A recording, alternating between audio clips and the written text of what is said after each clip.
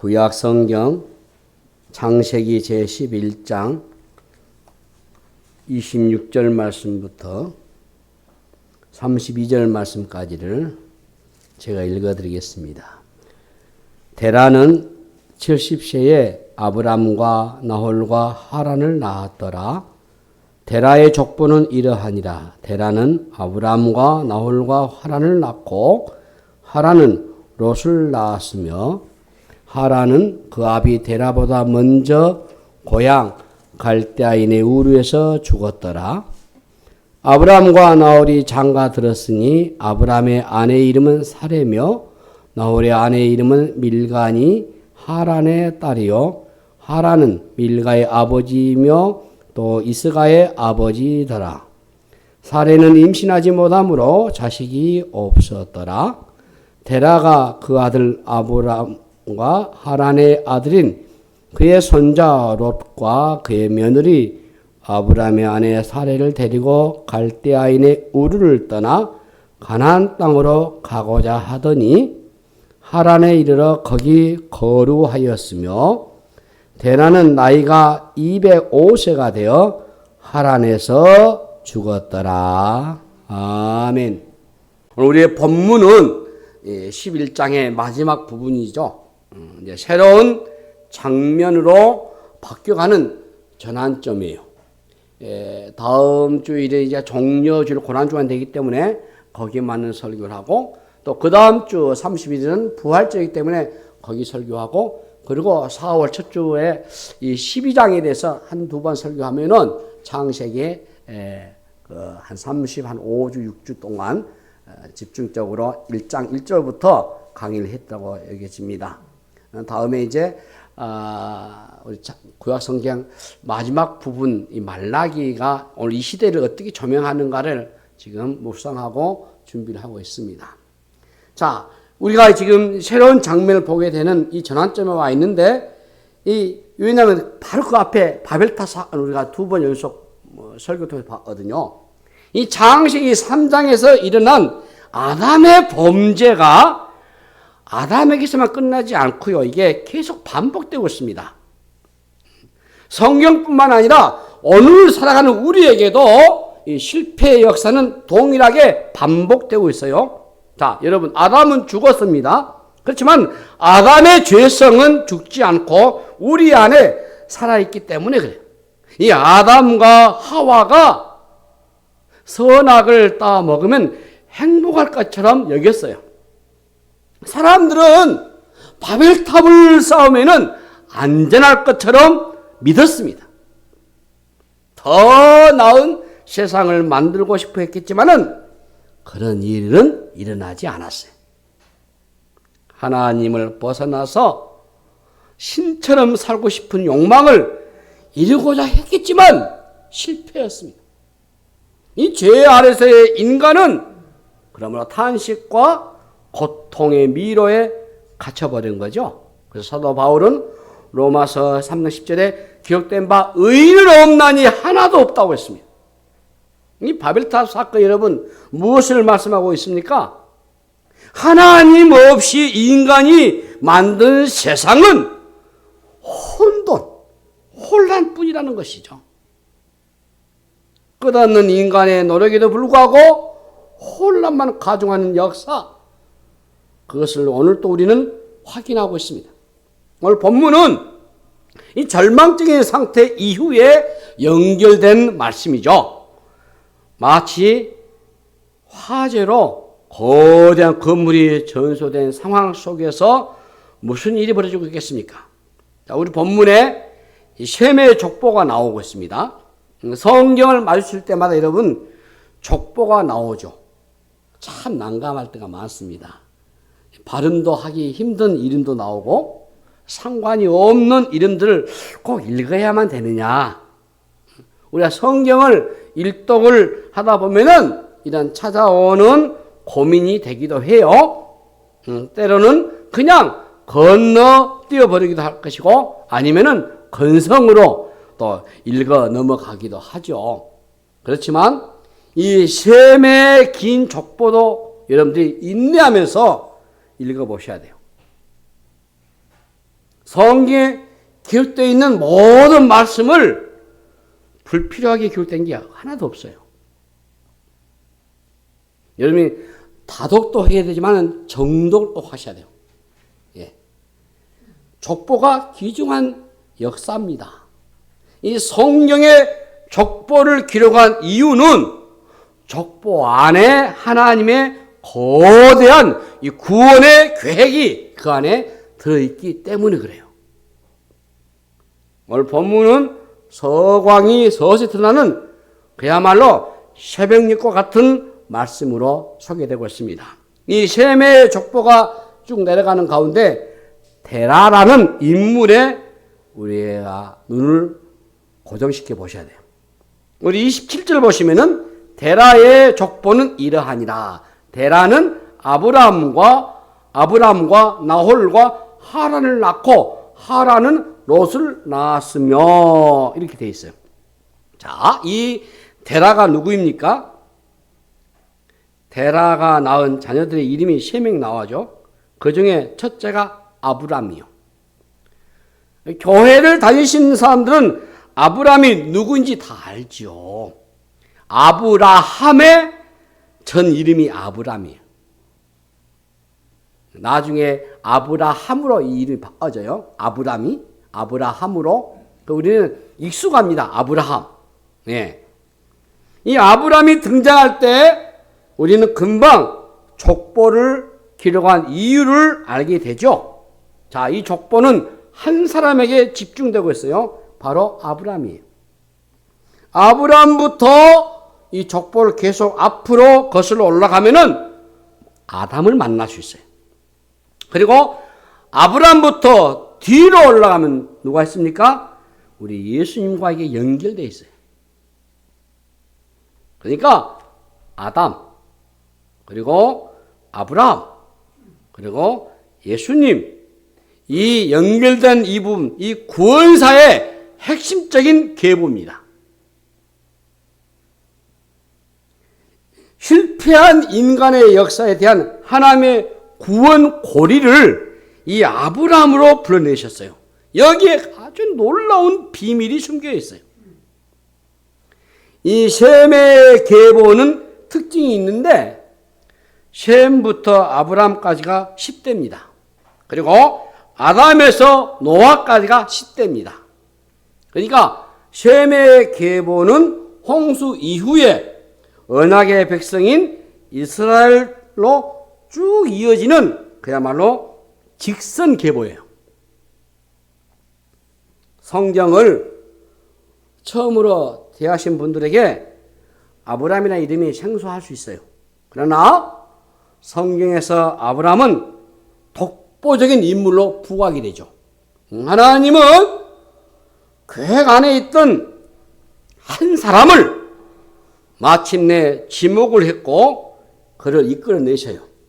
아브라함은 이 역사의 분수령에서 서 있는 겁니다. 흥미로운 것은 아브라함은요, 지금도 우리 기독교, 그리고 유대교, 그리고 이슬람교, 이 세 종교에서 아주 중요한 인물로 다루고 있어요.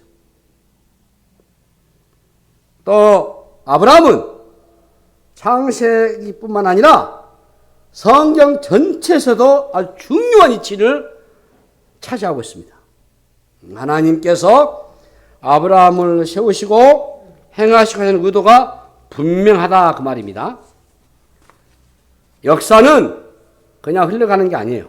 하나님의 뜻과 섭리 안에서 정확하게 이게 흘러가고 있어요. 모든 역사의 중심에는 우리 하나님이 서 계셔요.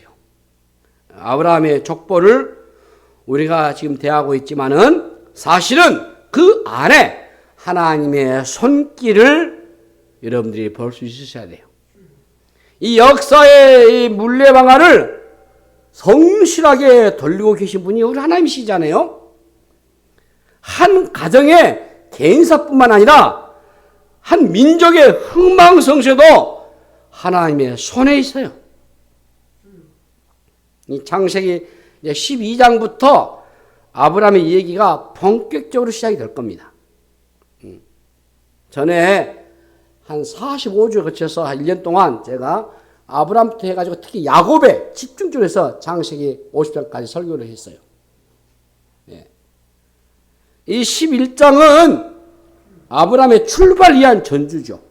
아브라함은 어느 날 불쑥 출현한 인물이 아니요. 하나님의 작정과 선택하심 속에서 일어난 일이죠. 이미 오래전부터 하나님의 완벽한 계획 안에 있었던 것이 서서히 드러나고 있는 겁니다. 자, 여러분, 성경은 정확한 책입니다. 예. 창세기 3장 15절에 이미 여자에게서 나올 구원의 씨앗을 약속하셨잖아요. 이제 아브라함을 통해서 한 민족을 불러내시고 그 민족은 모든 민족의 구원의 씨앗이 될 것입니다. 마침내 하나님은 저주를 끊어내고 구원을 이루어갈 자들을 계속해서 일으키실 것입니다. 우리가 역사를 보면서 늘 기억해야 하는 것은 우연이 없다라는 것입니다. 한 사람도 우연히 태어나지 않았어요. 우리의 삶에도 어떤 우연도 없습니다, 여러분. 내가 그냥 태어난 게 아니고 우연히 어쩌다가 예수를 믿는 게 또 아니요. 항상 역사와 사건 속에 하나님의 손길을 우리가 찾아내셔야 돼요. 이 세상의 역사관에는 우연이 있습니다. 특히 진화론자들은 늘 우연을 얘기해요. 그렇지만 우리 기독교의 역사관에는 결코 우연이 없습니다. 하나님의 섭리죠. 하나님의 섭리가 미치지 않는 영역이 없어요. 섭리라는 것은 신학 용어고 하나님의 일하심. 좀 쉽게 풀면은 하나님이 일하신다. 라는 것입니다. 하나님은 인간의 실수와 죄까지도 모두 고려해 놓으시고 계획을 세우셨어요. 그래서 우리가 신학적인 이 서론 부분에서 하나님을 다룰 때에, 하나님의 신론을 다룰 때 죄는 허용적입니다. 하나님께서는 우연이 없어요. 실수가 없습니다. 우리는 그 섭리의 비밀 커튼이 열리는 대목을 보면서 흥분을 감출 수 없잖아요. 자, 아담에서 홍수 심판까지, 그리고 홍수 이후에 바벨탑까지 그야말로 짙게 들어온 어둠을 우리가 보았어요. 거대한 어둠을 보면서 우리가 느끼는 것은 절망이죠. 끔찍하게 반복되는 인간의 그 큰 죄악상을 우리가 보았잖아요. 자, 근데 이제 이 셈의 이야기에서부터 시작해서 아브라함까지 이야기가 이제 빠르게 전개됩니다. 우리에게 선명하게 다가오는 한 단어가 바로 소망이죠.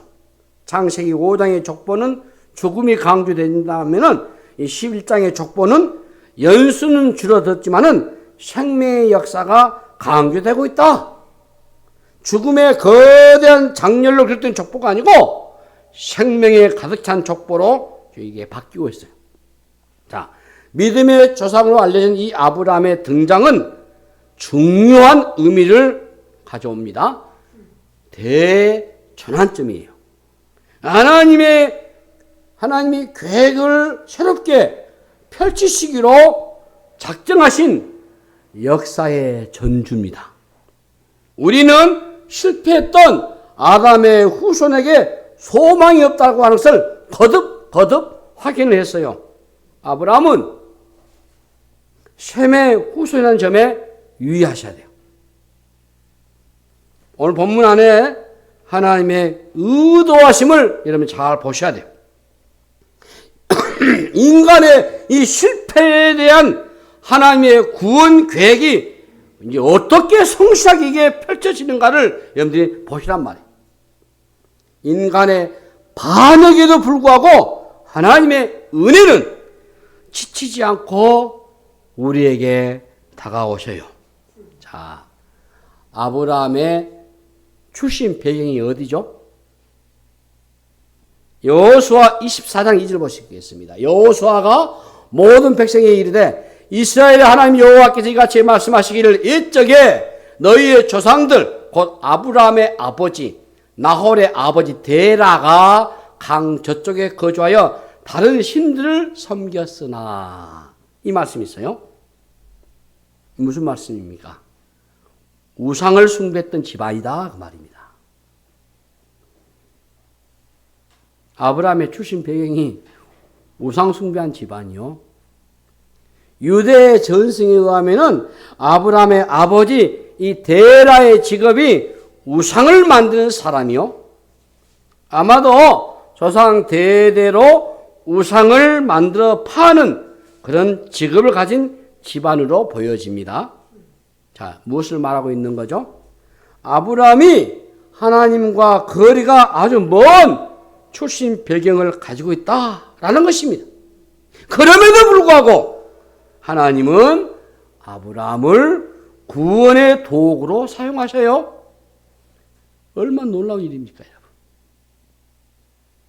전혀 예측할 수 없었던 배경 안에서 하나님의 기가 막힌 역사가 이제 벌어지는 겁니다. 사실 우리 안에도 그런 일들이 있잖아요. 우리 모두가 우상숭배 배경에 태어났잖아요. 예. 불교 문화나 이 무속적인 문화가 익숙한 나라가 우리나라 아니에요? 저도 복음을 처음 접했을 때 너무나 생소했어요. 그런 집안이거든요. 유교에, 불교에, 그리고 무속 신앙에. 그래서 어려서 보고 자랐기 때문에 그 익숙해요. 전 청년기에 예수님 영접했기 때문에 너무 잘 알아요. 실질적으로 집에 제사에 지방도 다 썼어요. 제일 큰 형이 아팠을 때는 무당을 데리고 와서 몇 점도 했어요. 묘에 가서 점도 쳤어요.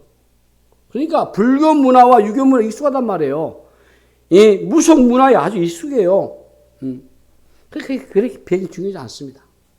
중요한 것은 하나님 편에서 구원하시기로 작정하신 거죠. 이게 신학 용어로 본다면 하나님의 예정입니다, 이게. 창세기 3장부터 11장까지 우리가 줄곧 보아온 인간의 모습이 무엇입니까? 많고 많은 사람 중에 사실 노아의 가정 밖에는 구원을 받을 대상이 없다는 사실이 얼마나 충격적입니까? 하나님께서 창조하신 인간과 세상을 쓸어버릴 수밖에 없다고 하는 인간의 상태가 얼마나 절망적인가를 우리가 알려주지 않아요. 근데 홍수 이후에도 마찬가지요. 여전히 인간의 타락은 반복됐단 말이에요. 이 바벨탑 사건으로 또 한 번의 인간의 실상을 확인했습니다. 그렇다면은 어떤 결론이 나야 할까요? 계속되는 죄악의 반복을 보면서 하나님은 어떤 결론을 내야 할까요? 하나님의 편에서 끝을 내셔야 되잖아요. 네. 소망이 없는 인간의 역사는 끝나야 하잖아요. 그런데 하나님은 다른 얘기를 만들어 가셔요. 참 신기한 일이 벌어지고 있습니다. 하나님은 구원의 손길을 거두지 않으셨어요. 하나님의 은혜는 우리가 생각하는 범위를 훨씬 더 넘어섰습니다. 인간의 죄의 크기보다도 하나님의 은혜의 크기가 훨씬 더 크고도 놀라웠어요. 하나님은 죄악이 넘쳐나고 반역을 일삼는 세상 가운데서도 당신을 섬기는 주의 백성들을 일으켜 세우셔요. 자, 하나님은 인간에게 역사를 맡겨두지 않았습니다. 하나님은 세상이 그냥 굴려가는 대로 내버려두지 않으셨어요. 본래 가지셨던 창조의 목적과 계획이 있기 때문에 인간의 반역과 실수에도 불구하고 하나님은 인간의 역사 속에 개입하셔서 당신의 신실한 뜻을 이루어 가셨다 그 말이에요. 자, 이제 아브라함이라는 인물을 통해서 분명히 드러난 것을 볼 수 있어요. 오늘 또 하나님이 우리를 그대로 남겨두시는 것은 우리의 선함이 있기 때문이 아니고 우리가 하나님의 구원 계획 안에 있기 때문에 앞으로도 우리의 실수와 허물은 계속 반복될 것입니다. 그러나 하나님의 은혜가 우리를 덮어주시고 가르쳐주시기 때문에 우리에게 소망이 있는 거 아닙니까? 하나님의 이 구원 안에 들어와 있다고 하는 것 자체가 표현할 수 없는, 설명할 수 없는 은혜인 줄로 믿습니다. 제가 여러분들에게 듣기 싫을 정도로 고백한 것처럼 눈을 뜨면은 내가 살았구나. 하나님 감사합니다. 늘 360일 반복이지만은 그래서 특히 오늘 같은 날은 2024년 오늘 3월 또 날짜를 부르고 오늘은 또 주일이고 하나님 오늘 예배를 내가 하나님께 드립니다. 예배를 인도하면서 말씀을 강론할 때 저 성대가 상에서 쉴 목소리 나가지고 듣는 성도로 하여금 거부감 따지 않도록 보여주십시오. 혹시 영상을 드리는 성도들도 있을 텐데 불쾌하지 않도록 도와주십시오. 오후에 예전도 헌신 예배에 있는데도 말씀을 잘 강론하시도록 은혜를 입혀 주십시오. 그리고 저들이 오늘도 하나님 앞에 나와서 예배하고 그리고 힘을 얻도록 안식을 누리시도록 하나님 복을 내려주십시오.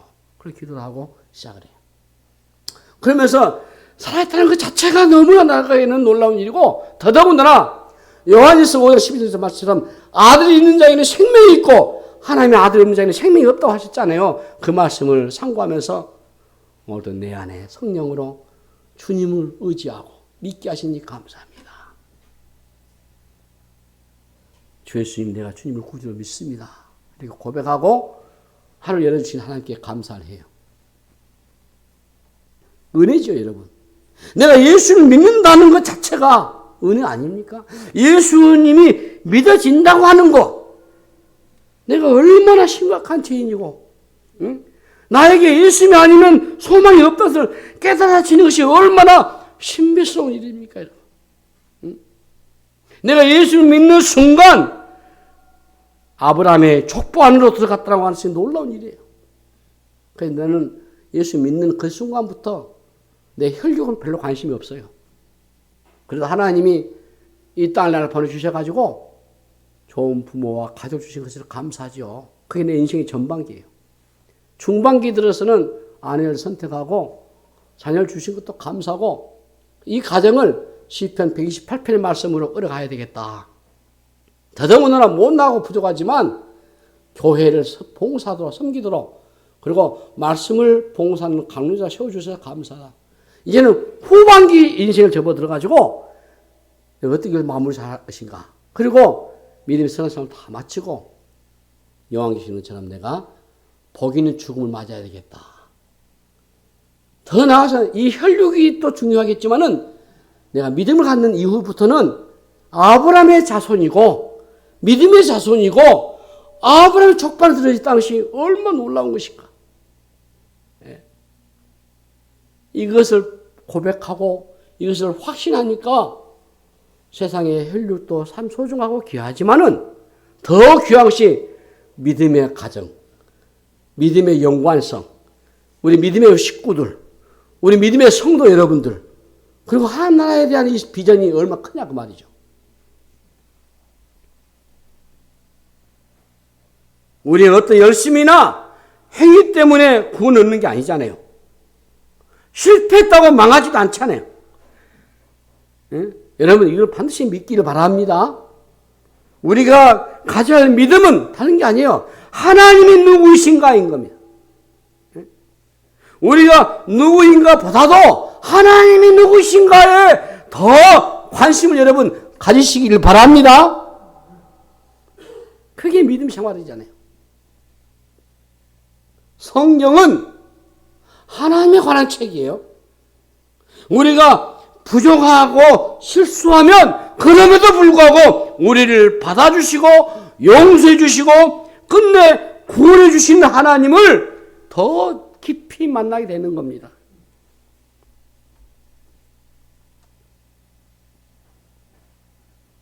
여러분, 예수 그리스도가 누구이십니까? 왜 하나님이 세상에 아들까지 보내셔서 죽기까지 하게 하셨습니까? 왜 하나님의 아들까지 십자가로 몰아가셨습니까? 우리를 향한 하나님의 그 무서운 진념과 구원을 이루어내시는 하나님의 그 열심 때문이 아니겠습니까? 창세기를 통해서 하나님이 누구신가에 대해서 여러분 눈을 열어야 돼요. 하나님은 창조주일 뿐만 아니라 우리를 절대 포기하지 않으시는 하나님 아버지이심을 인정하게 된 줄로 믿습니다. 우리 29절 보시면은 아브라함과 나홀이 장가 들었으니 아브라함의 아내 이름은 사레며 나홀의 아내인 이름은 밀가니 하란의 딸이요. 하란은 밀가의 아버지이시며 또 이스가의 아버지더라 했어요. 이제 아브라함의 아내 사레를 주목해 보셔야 돼요. 그런데 사레는 어떤 형편에 처해 있습니까? 30절 보시면은 사레는 임신하지 못함으로 자식이 없었더라 이렇게 되어 있어요. 여러분들 눈여겨볼 대목이죠. 임신하지 못했다고 하는 것을 부각하는 이유가 뭐겠습니까? 앞으로 전개될 일들에 대한 암시거든요.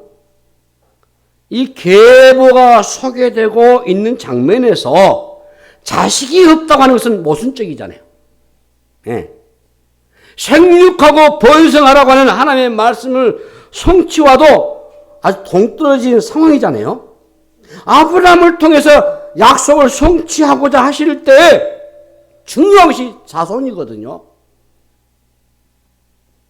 자손이 없었다고 하는 것은 이 고대 사회에서 가장 절망적인 상태를 의미하는 것입니다. 그래서 성경을 읽은 독자들이 그것을 바라보게 하고 있어요.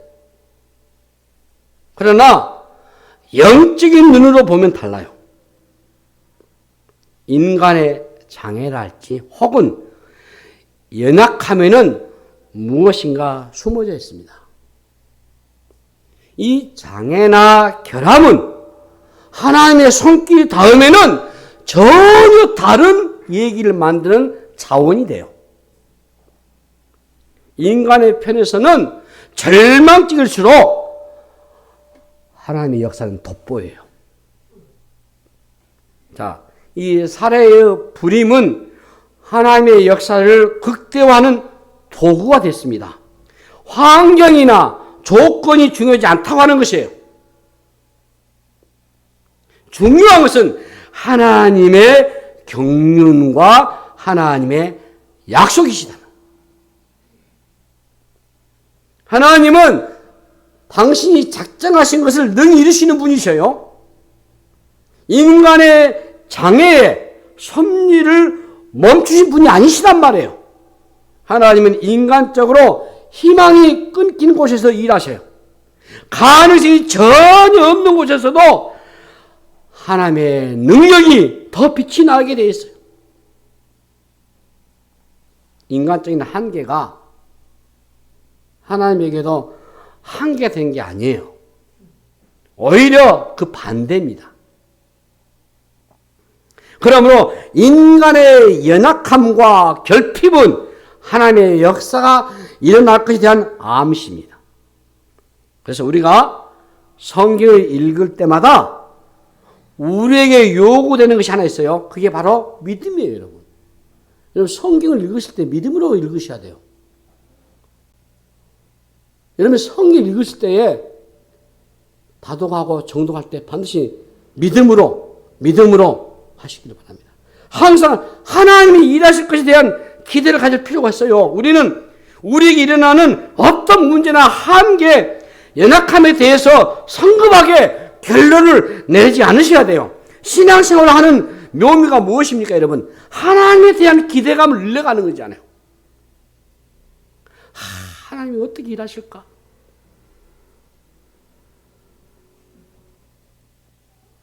이 사례가 자식이 없다고 하는 말씀 그 다음 장에 12장에 올라가게 되면은 하나님이 아브라함에게 무슨 약속을 하십니까? 네? 내가 너로 큰 민족을 이루고 이 약속하시거든요. 네? 아내는 아이를 못 낳는데 내가 너로 큰 민족을 이루고 내게 복을 주어 내 이름 창대케 한다. 그러니까 이 11장 끝부분에 사례가 임신하지 못해서 자식이 없어요. 그런데 12장을 열어가면은 아브라함에게 민족을 이루어갈 것이라고 하는 약속이 엄청난 거 아닙니까? 자식이 없다고 하는 현실과 큰 민족을 이룰 것이라는 약속은 너무 거리가 멀잖아요. 현실과 거리가 먼 것 이 얘기가 사실 성경에 얼마나 많이 쌓여 있습니까?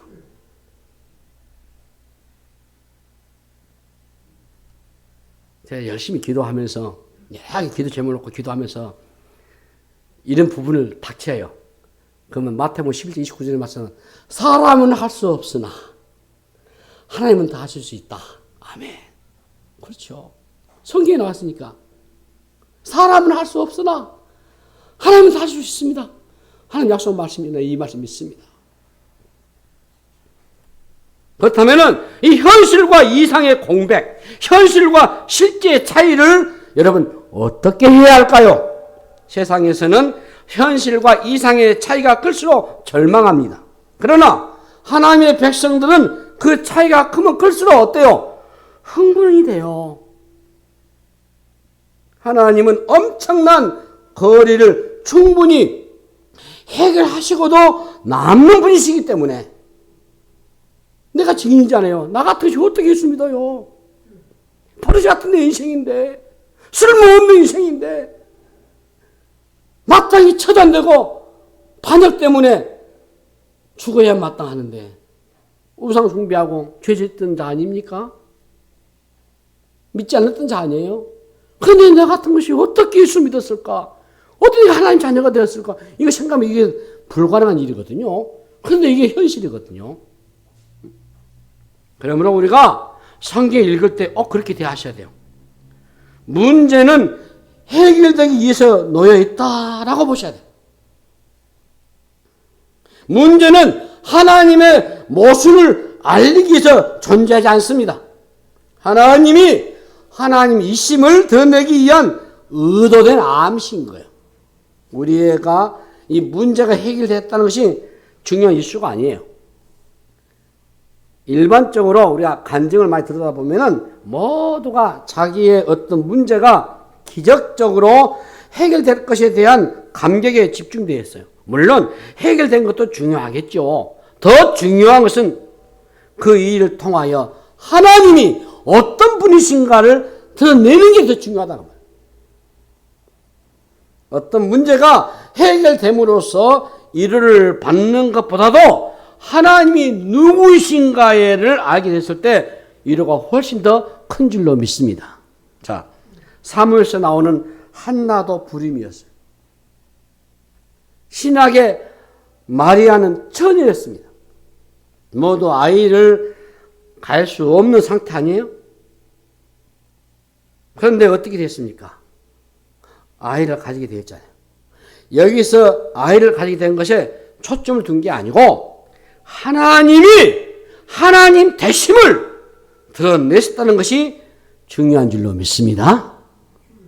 그래서 성경책은 참 묘해요. 그냥 얘기책이 아닙니다, 여러분. 소설이나 일반 문학책과는 전혀 달라요, 여러분. 성경은 전부 하나님의 말씀이세요.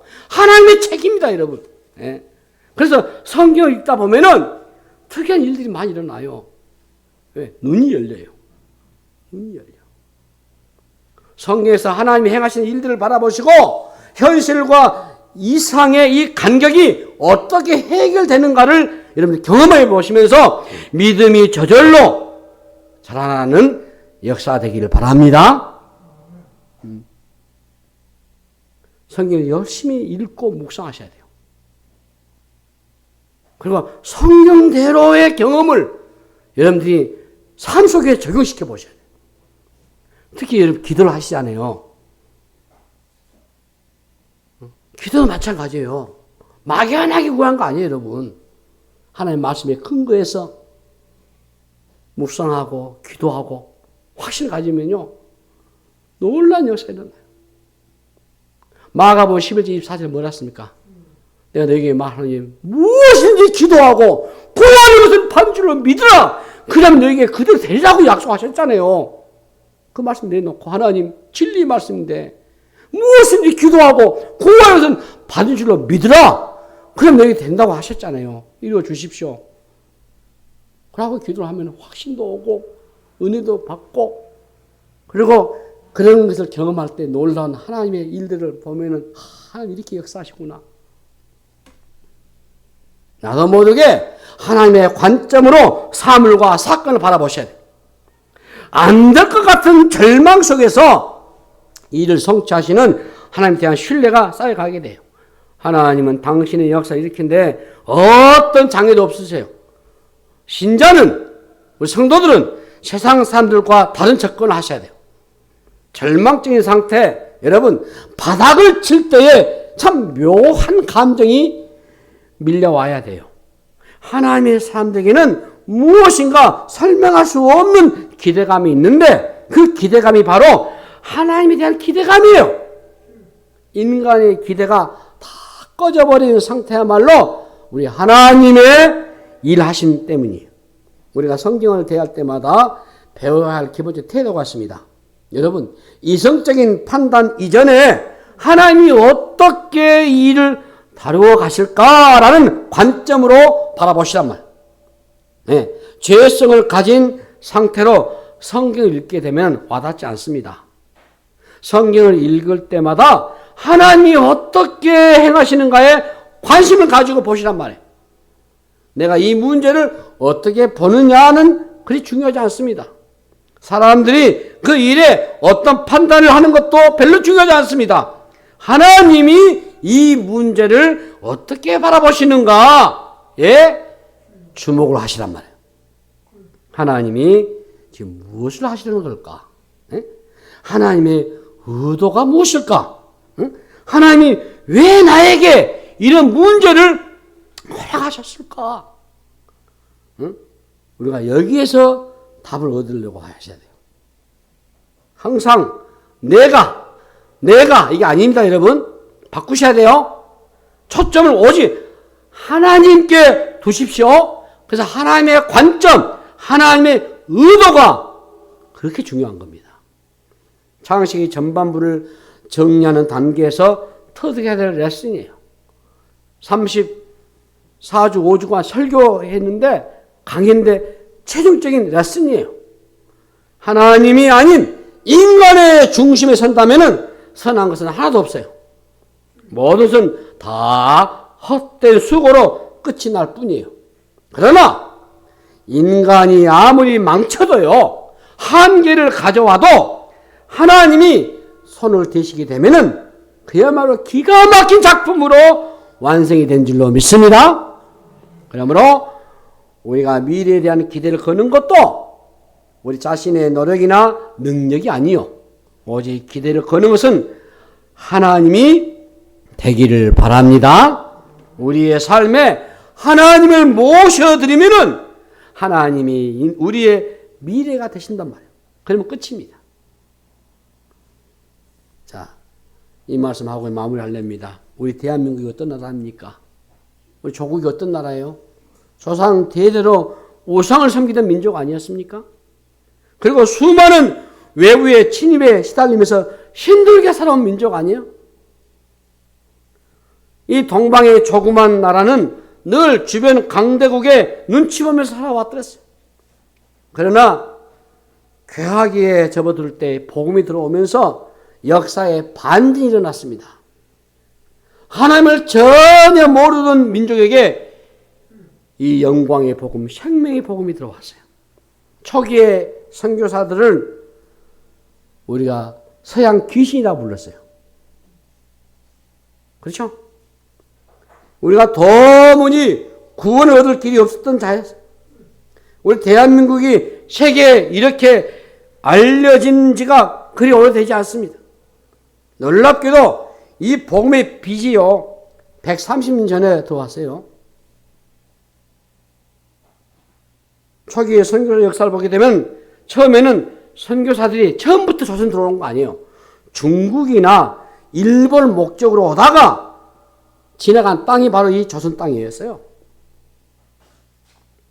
조선에 오려고 해서 온 것이 아닙니다. 우리 하나님의 오묘한 그 섭리로 이 조선 땅에 복음이 들어왔어요. 일본과 중국과는 비교할 수 없을 정도로 복음의 꽃이 이 땅에 피어올랐습니다. 사실 일본은 우리보다 100년도 앞서요.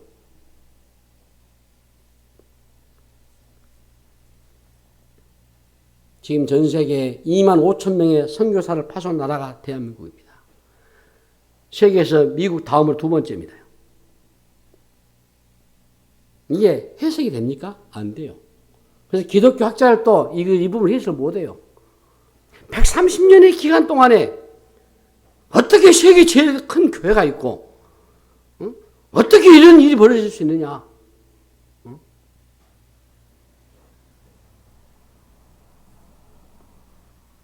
신기하잖아요. 우리 교회만 봐도 이게 저는 은혜입니다. 기적이에요. 우리 교회 주일날 모임이 뭐 많지 않잖아요. 여러분이 전부잖아요. 그런데 선교와 구제와 장학을 우리가 얼마나 열심히 하고 있습니까?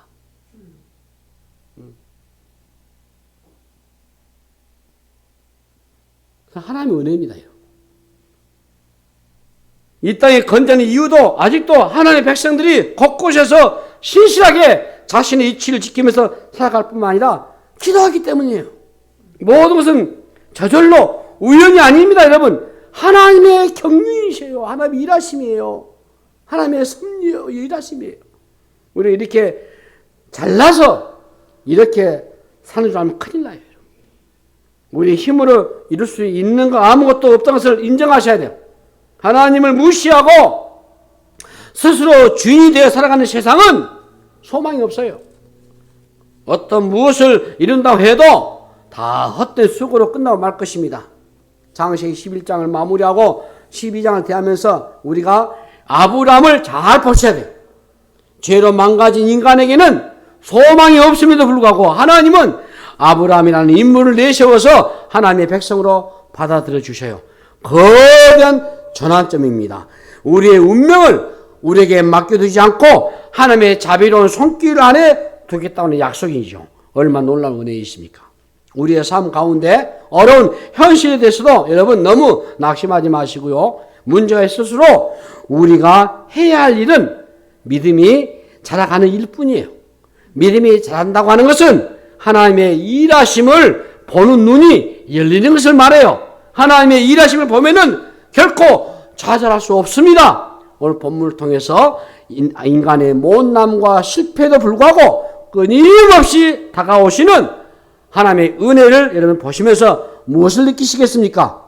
아브라함이라는 인물을 통해서 이제 안개가 걷혀지고 하나님의 기가 막힌 구원의 절경을 내비춰주고 있을 것입니다. 하나님의 거대한 손길에 붙들려진 인생을 여러분 결코 놓지 마시고 우리가 결정하고 노력하겠지만 그것으로만 우리 인생이 결정되지는 않습니다. 하나님의 은혜로 우리의 인생이 결론을 맺는다라는 사실을 놓지 않기를 바랍니다. 하나님의 자비하심은 크고 위대합니다. 구원을 이루어내시는 하나님을 찬양하는 삶을 살아가는 저와 여러분 다 되시기를 주님의 이름으로 축복합니다. 하나님 아버지 은혜를 감사합니다. 이 놀라운 역사, 이 놀라운 기가 막힌 하나님의 뜻을, 일을, 경험을, 경륜을, 예정을, 섭리를, 작정을 우리가 고백합니다. 믿음으로 고백합니다. 오 주여, 우리를 붙드시고 인도하여 주시옵소서. 감사하고 우리 구주 예수 이름으로 간절히 기도하옵나이다. 아멘.